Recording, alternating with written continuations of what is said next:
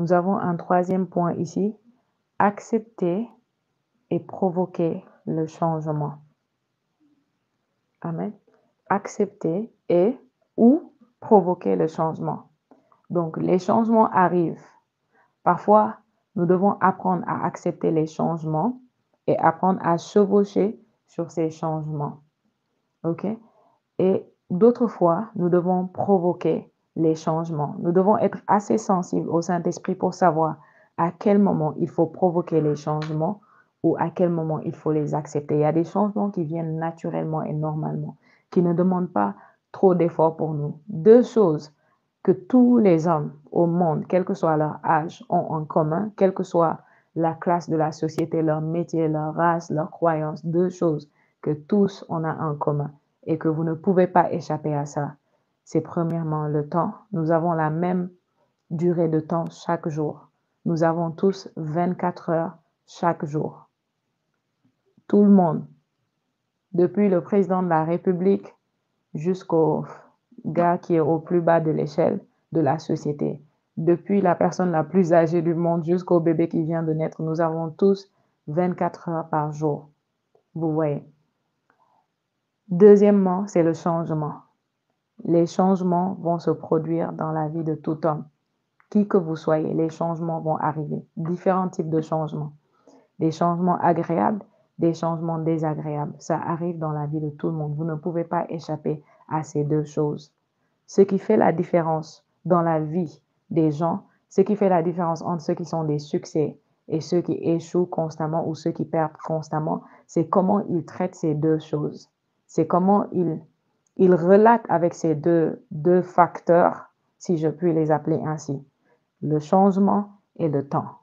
Nous en avons tous. Personne ne peut se lever et dire non, moi je n'ai jamais eu de changement dans ma vie. Non, c'est impossible. Tout change. Tout autour de nous change. Tout en nous change. Vous voyez, les circonstances, les événements, les personnes, tout change. Certains d'entre vous, vous êtes là, il fut un temps, vous étiez jeune femme, jeune fille, jeune homme. Aujourd'hui, vous êtes marié. Quand vous vous êtes marié, c'était un changement. Un beau jour, vous avez eu un enfant. Un changement est arrivé. Après, vous en avez eu deux. Encore plus de changements. Certains, vous ne travailliez pas un temps. Maintenant, vous travaillez. Changement. D'autres travaillaient avant et maintenant, ils ne travaillent pas. Changement. Vous comprenez? Quand vous déménagez, c'est un changement. Vous emménagez dans un nouvel endroit, c'est un changement. Vous changez de pays. En fait, les changements arrivent à tout le monde. Et comment nous réagissons quand les changements arrivent, comment nous traitons avec les changements, détermine les résultats que nous obtenons dans la vie. Donc, il y a de ces changements que quand ça arrive, nous devons les accepter et chevaucher sur ces changements, pas faire comme si ce changement cause une fatalité ou ce changement devient une excuse. Souvenez-vous que hier, on a parlé de se débarrasser des excuses. Que ce changement ne devienne pas une excuse pour toi de ne pas faire ce que tu es censé faire, de ne pas devenir ce que tu es censé devenir. Amen. Que ce changement ne soit pas une excuse. Parce que souvenez-vous toujours que d'autres ont les mêmes changements et arrivent à faire ce que vous êtes censé faire et que vous ne faites pas. Amen. Provoquez le changement. Parfois, vous êtes dans des circonstances qui doivent absolument changer, qui ne peuvent pas rester comme ça constamment. Et alors, Dieu vous a donné les moyens de changer les choses, que ce soit dans le surnaturel, dans le spirituel ou bien dans le naturel. OK? Dans le spirituel, nous avons des outils. Nous avons le don du Saint-Esprit, le merveilleux Saint-Esprit qui nous a été donné. Le Seigneur Jésus l'appelle le Père qui vit en moi. Il est le Père qui vit en nous. Amen. Ce merveilleux Saint-Esprit. Nous avons la puissance de Dieu. Parce que lorsque le Saint-Esprit, il a dit, vous recevrez une puissance, le Saint-Esprit survenant sur vous. Donc le Saint-Esprit vient, il nous apporte la puissance de Dieu. OK? Nous avons reçu par le Saint-Esprit la capacité de dire la parole de Dieu et de parler comme des dieux littéralement et de créer. La parole créatrice a été déposée dans nos cœurs, elle est sur nos langues. Vous voyez? C'est pourquoi il dit, la parole est près de toi, elle est dans ton cœur, elle est dans ta bouche. C'est le message de la foi, la parole de foi que nous proclamons. Amen. C'est pourquoi nous faisons des choses comme des confessions, des proclamations de foi, des affirmations basées sur la parole de Dieu. Amen. Et quand nous parlons de proclamation, d'affirmation, la prière en langue aussi en fait partie. La prière en langue est vraiment, quand nous prions en langue, nous affirmons, nous déclarons des choses, seulement ce n'est pas dans une langue intelligible. C'est dans une langue inintelligible, mais qui est réelle. C'est une langue spirituelle. Donc, c'est pourquoi nous parlons. Et pendant que je parle avec vous comme ça, le Saint-Esprit me dit que justement, pendant que je priais à un moment, cet ange qui est venu, j'ai fait une convocation en fait en libérant les codes sonores. Parce que quand nous prions en langue, nous libérons des codes sonores puissants. Nous ouvrons des portes, des dimensions. Donc, c'est ce qu'il me dit là maintenant. Il me dit, tu l'as convoqué et il est arrivé pour un but bien défini. Vous voyez. Donc, quand nous prions en langue, quand nous déclarons la parole de Dieu, quand nous prenons avantage du ministère du Saint-Esprit, quand nous savons qui nous sommes en Christ, la position que nous avons à la droite du Père, c'est la position de l'autorité suprême. Nous pouvons littéralement effectuer des changements lorsque nous sentons qu'un changement est nécessaire ici. Ça, c'est dans le règne surnaturel, dans le règne spirituel. Dans le règne physique aussi, nous pouvons provoquer des changements. OK? Et beaucoup de fois, provoquer un changement dans le règne physique va juste demander une chose, une phrase dont j'aimerais que vous vous armiez en 2015, en 2025, excusez-moi. En 2025, vous devez vous armer de cette conscience. Sortez de votre zone de confort. Sortez de votre zone de confort. La zone de confort est agréable, mais elle ne vous fait pas du bien. Il y a un prix à payer pour le succès. Il y a aussi un prix à payer pour l'échec. Rester dans le confort va vous... C'est comme si tout va bien maintenant, mais plus tard, c'est une vie de regret. Parce que vous allez vous rendre compte que vous auriez dû faire quelque chose que vous n'avez pas fait.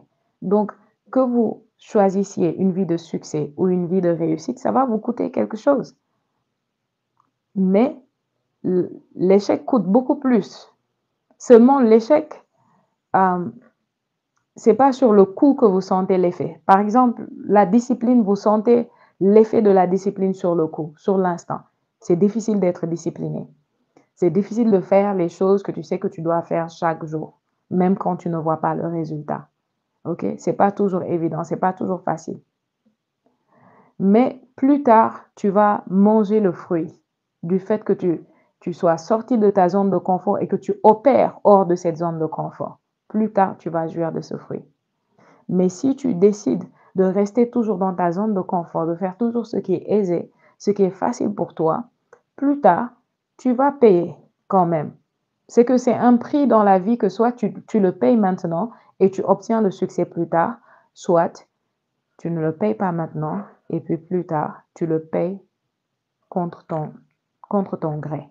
Donc, je paye le prix du succès maintenant pour mon gré et plus tard, si je ne paye pas ce prix-là, je paierai plus tard. Donc, le succès coûte cher, mais la défaite, l'échec coûte beaucoup plus cher.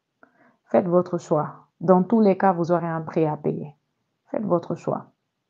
Amen. Faites votre choix. Sortez de votre zone de confort. Le changement va arriver, que vous le vouliez ou non. Le changement pour le meilleur, le changement aussi pour le pire parfois. Amen. Que vous le vouliez ou non. Mais vous avez le pouvoir. Vous avez l'autorité. Vous avez la capacité. Vous êtes une autorité dans votre propre vie. Dieu lui-même, nous avons mentionné ça un peu hier. Dieu lui-même vous a donné la liberté et vous a donné l'autorité sur votre vie. De sorte que lui-même ne peut pas opérer dans votre vie, sauf si vous le lui permettez. Si vous ne le lui permettez pas, il ne va pas se forcer dans votre vie. Amen. Donc, ne laissez pas le sort choisir pour vous. Beaucoup de gens laissent le sort choisir pour eux. Donc, vous êtes juste là et les choses arrivent comme elles doivent arriver, vous les prenez comme elles viennent et tout. Non, c'est l'un des avantages de connaître la parole de Dieu parce que quand je connais la parole de Dieu, je sais ce qu'il aime et ce qu'il n'aime pas. Je sais ce qui est conforme à sa volonté et ce qui ne l'est pas. Et quand ce n'est pas conforme à sa volonté, je peux exercer mon autorité, le pouvoir qu'il m'a donné pour aligner les choses, pour changer les choses. Alléluia. Nous allons dans Éphésiens chapitre 4. Nous allons lire du verset 20 à 24. Nous parlons toujours du changement, d'accord? Ce n'est pas là ce que vous avez appris au sujet de Christ. Vous avez certainement entendu tout ce qui le concerne et on vous a enseigné en tant que chrétien la vérité qui est en Jésus. On vous a enseigné la vérité qui est en Jésus. Vous devez donc, en renonçant à votre conduite passée, vous débarrasser de votre vieille nature, que ces désirs trompeurs mènent à la ruine. Vous devez faire quoi? Il dit, vous devez vous débarrasser de votre vieille nature. Ce passage nous montre que la vie d'un chrétien est une vie de changement perpétuel, continu. Nous sommes censés devenir meilleurs chaque jour. OK? Nous sommes censés changer continuellement. Rien dans le Nouveau Testament ne laisse comprendre qu'un chrétien doit être juste stagnant, être constant, être le même. Non, non. Il dit, il faut vous laisser complètement renouveler dans votre cœur et votre esprit. Revêtez-vous de la nouvelle nature, créée à la ressemblance de Dieu, qui se manifeste dans la vie juste et sainte, qui inspire la vérité. Ça, c'est le français courant, bien sûr. Vous voyez. Mais ce qui nous laisse comprendre ici, c'est que notre nature que nous avons est une nature, elle est à l'intérieur de nous. Elle n'est pas à l'extérieur. Donc, Dieu s'attend à ce que nous changions continuellement. Et en changeant, c'est comme si vous prenez un oignon et vous enlevez. OK? Le chrétien ressemble un peu à ça, à l'oignon. Vous voyez, quand vous prenez un oignon, plus vous approchez du centre, plus l'arôme et le parfum est fort. Le gaz qu'il contient se dégage de plus fort. Donc, quand vous enlevez les premières couches, vous sentez à peine l'odeur. Plus vous enlevez des couches, plus vous allez au contact de ce truc-là que contient, ce gaz-là que contient l'oignon. C'est la même chose pour le chrétien. Donc, nous sommes censés chaque jour, et quand nous prenons des temps de prière, de jeûne comme ça, c'est l'une des choses qui se passe. C'est que nous sommes dévêtus des peaux, parce que notre vieille nature a des couches et des couches. C'est pourquoi dans la croissance spirituelle, l'une des choses qui se passe, c'est qu'on se débarrasse progressivement de ces couches.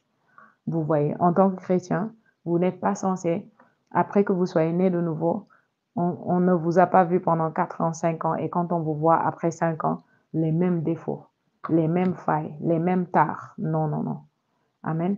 Si tu étais une personne impatiente, au fil du temps, tu deviens de plus en plus patient parce que tu es en Christ et tu acceptes de passer par ce processus de changement. Tu ne refuses pas de changer. Ce n'est pas pour le meilleur, vous allez changer pour le pire. Donc, vous faites le choix dans quelle direction vous allez changer. Je change pour le meilleur ou bien je change pour le pire. Si vous ne faites rien, vous changez quand même. C'est comme quand ils ne bougent pas. OK? C'est pas qu'ils sont en train de reculer, mais ils ne bougent pas. Non. En réalité, ils semblent ne pas bouger, mais ils reculent. Pourquoi? Parce que pendant qu'ils sont postés là, j'aime toujours donner cet exemple. Quand j'étais petite, quand je passais, quand j'étais dans le bus et on passait sur la route et il y avait des arbres tout au bord de la route, j'avais l'impression que les arbres bougeaient. J'avais l'impression que les arbres reculaient. J'étais un enfant, je ne comprenais pas. Vous voyez. Avec le temps, j'ai compris qu'en fait, les arbres ne bougeaient pas. Mais du fait que nous, on avançait, c'est comme si les arbres reculaient. Et en réalité, celui qui n'avance pas, il recule. Celui qui ne bouge pas stagne. Amen. Adieu. Alléluia. Donc, bien aimés, acceptons de changer. Laissons que cette nature que nous avons en Christ prenne le dessus.